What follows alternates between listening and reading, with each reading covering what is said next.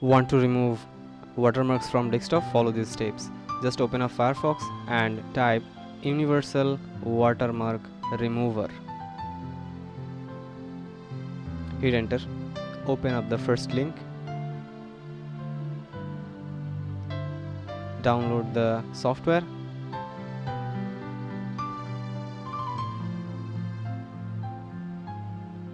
Now unzip it.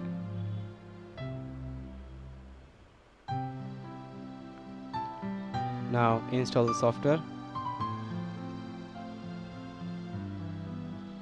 After installing the software, all of your watermarks will be removed. If this video helps you, then hit the subscribe button and follow for more videos like this.